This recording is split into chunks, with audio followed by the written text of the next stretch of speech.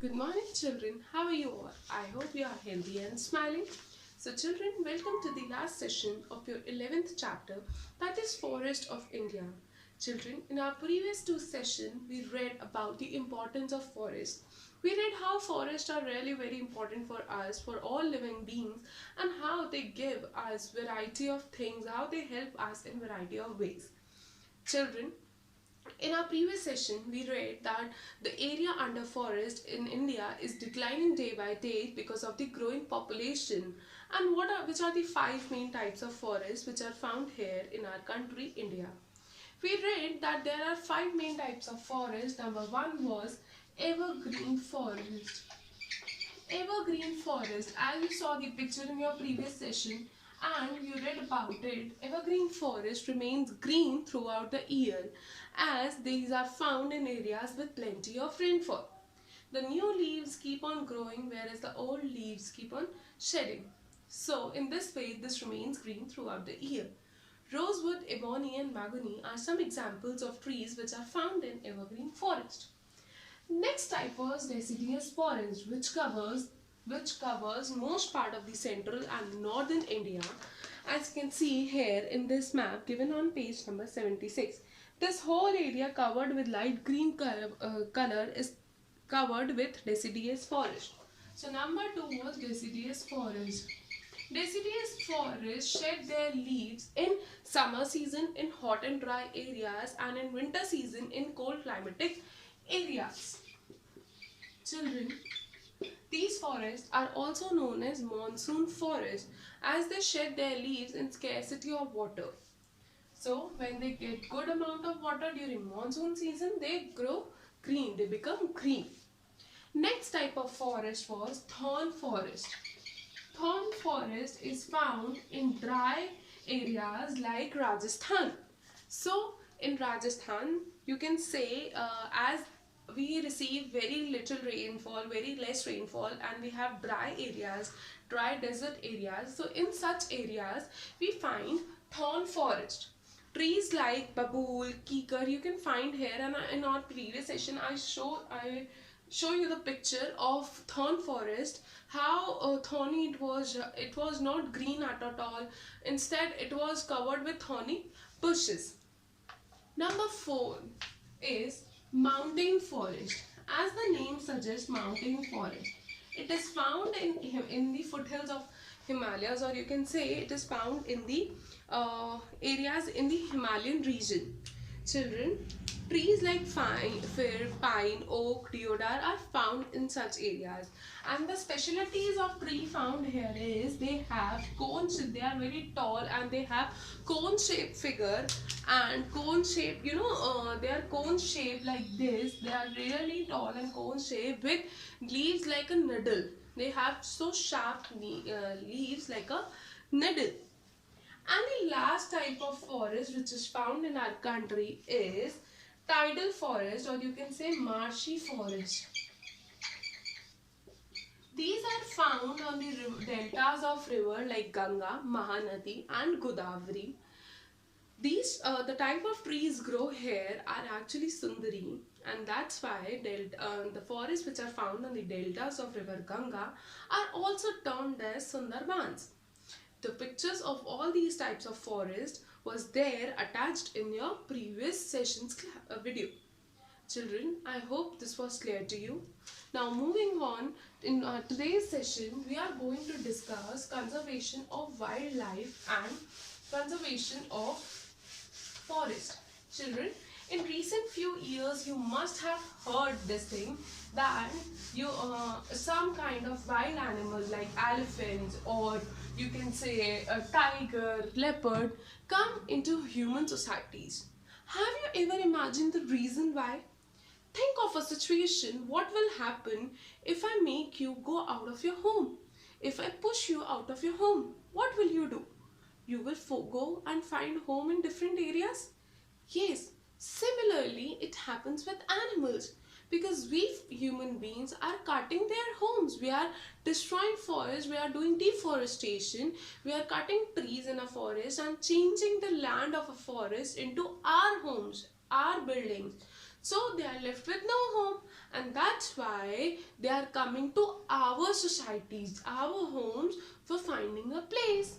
Children, so this is really very important for all of us to grow trees and do not cut trees.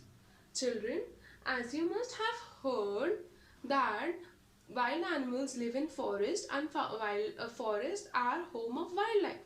So today we will read how we can save forest and how people used to save forest in earlier times. So let's start reading of page number 77. Your today's topic is conservation of forest and wildlife.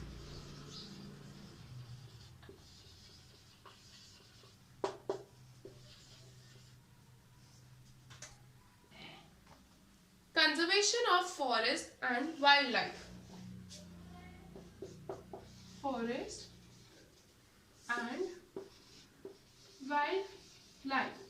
Children, in our previous chapter, we read that how forest, or you can say roots of tree, control soil erosion. But in cases when we don't do deforestation, when we cut forest, when we cut trees, this kind of situation, this is actually a landslide happens. And similarly, you can see floods. So landslides and floods are common in deforested areas, means the areas where there is no forest to control, so when there is no tree, when there are no trees, they won't be like the water, roots will not control, roots will not absorb water, and in turn it will result into floods. Similarly, when the roots will not hold the soil, the topmost layer, landslides happen. So in the same way, deforested areas have this common problem that is called landslides, or you can say floods also. Deforestation also leads to reduction in the animal population. As you all know, wild animals basically live in forest areas only, and as we are cutting down the forest for our own benefits, that results in decrease in animal population also. So as deforestation is increasing, animal population is decreasing day by day, because we are snatching their homes. They are left with no homes and they are left with no food. What will happen if I don't give you food for so many days? What will happen? You won't be able to survive. Same happens with animals. They are also living beings, right? So if they will not get water, they will not get food, if they will not get shelter, what will happen? They won't be able to survive. So this way, deforestation results in a decrease in animal population. It is important for us to save our forests by preventing trees from being cut and planting more trees. And how we can protect our wild animals and how we can protect forests by not cutting trees and by growing more and more plants. See, if you are cutting one tree, you need to grow 5 trees or 10 trees at least. So you can balance this thing, you can balance the same thing. So we need to grow more and more trees, and we need to cut less trees. Until and unless we are not left the option, we should not cut tree. But in case if we are cutting any tree, we need to grow double or triple trees of it. Next is, in 1974, villagers in the hills of Uttarakhand started a novel method of preventing deforestation. Children, as you can see this picture here, in 1974, villagers of Uttarakhand, they started a method of preventing deforestation. They thought of an idea and they started preventing deforestation. How they did it? They put their arms, they hugged. As you can see in this, the women of these areas, these villages, they hugged the trees, they wrapped their arms around trees, and they refused to move from there. They encircled the trees, they hugged them, and they refused to move from these areas. This whole movement was led by Sundarlal Bhaguna. He was a person who led this movement, and this movement was called Chipko movement.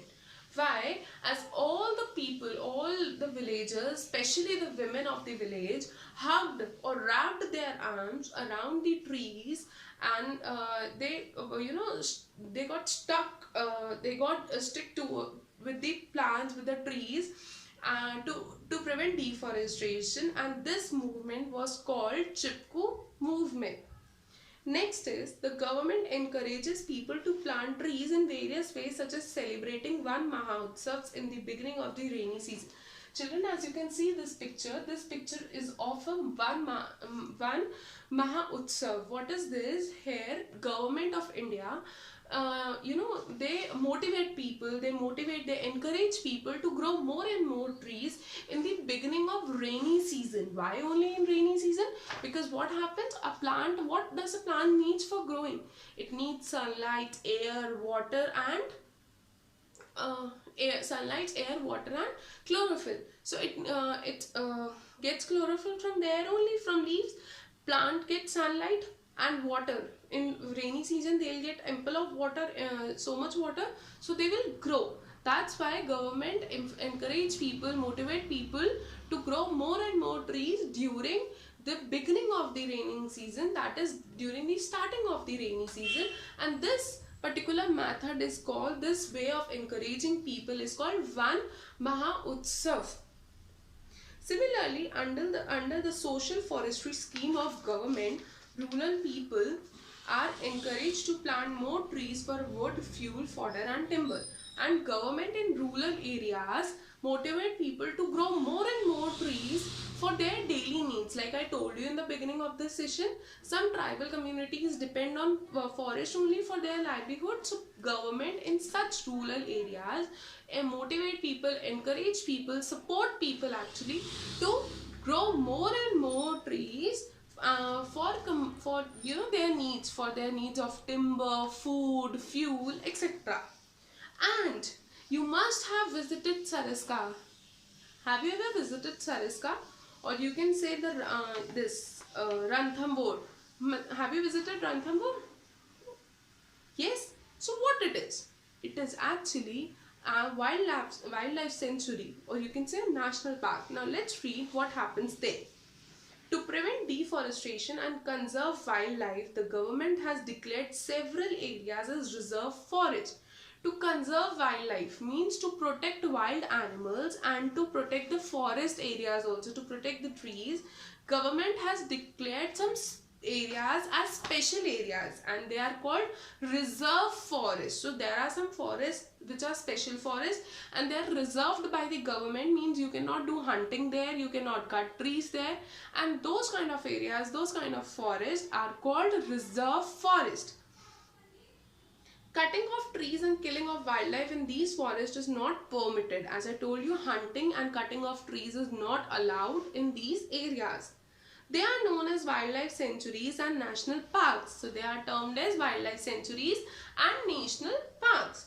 Some of them are as follows. So some examples are, some names of such national parks and wildlife sanctuaries are Corbett National Park, Uttarakhand. As you can see the picture of this here. Next is Kaziranga National Park, Assam. It is in Assam. Sundarbans Tiger Reserve, West Bengal. As you can see this picture, Sundarbans, this is basically in West Bengal, and this is a tiger reserve. Gir National Park, Gujarat. Kanha National Park, Madhya Pradesh. Bandipur National Park, Karnataka. Pariyar Wildlife Sanctuary, Kerala. And Chilika Lake Bird Sanctuary, Odisha. So these are just few names. There are many, like Ranthambore, or you can see Sariska here, which is there in Rajasthan. So I hope this is clear to you. With this, we have finished our chapter. I hope this chapter was clear to you. Now let's complete some book exercises of this chapter. Exercise A1. Let's start with exercise A1. The dash we get from trees is used to build houses. What we get from trees which is used in building houses? This you must have seen on the construction areas. Yes, what is this? This is timber. Number 2. Dash forests require a warm place with plenty of rainfall. So when the trees get plenty of rainfall, what they remain? They remain green. And which type of forest this is? Correct. This is evergreen forest. Number 3. Places with sandy soil and little rainfall will have dash forest. What kind of forest we have in Rajasthan? Here we have thorn forest, and this type of forest grows in areas with low rainfall, little rainfall and sandy soil. So it is thorn forest. Number 4. Sundarlal Bhaguna led the dash movement to prevent cutting down of trees. Which movement was that? It was Chipko movement, right?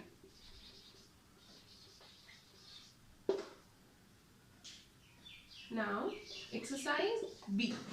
You have to match these kind of trees with their forest. Means you have to match the tree with the forest in which it grows best. So let's do it. Number 1 is rosewood.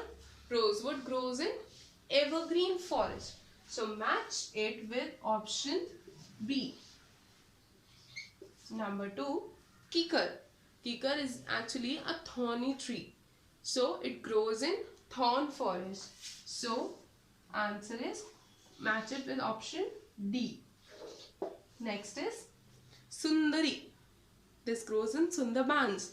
So it is marshy forest. Match it with option A. Number 4, pine. Pine grow in coniferous forest, which is option C. And the last is option E, that is Shisham grows in deciduous forest. I hope this was clear. Now let's move on to multiple choice questions.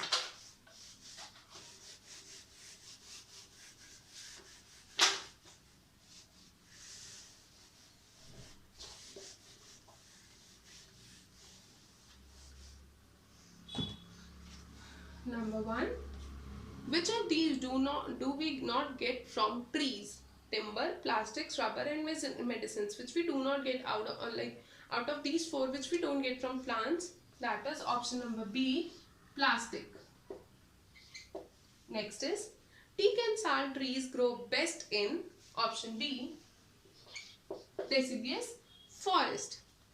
In which type of forest will you find trees with needle-like leaves? We find them in mountain forest, which is option D. Number 4. In which of these areas will you find thorn forest?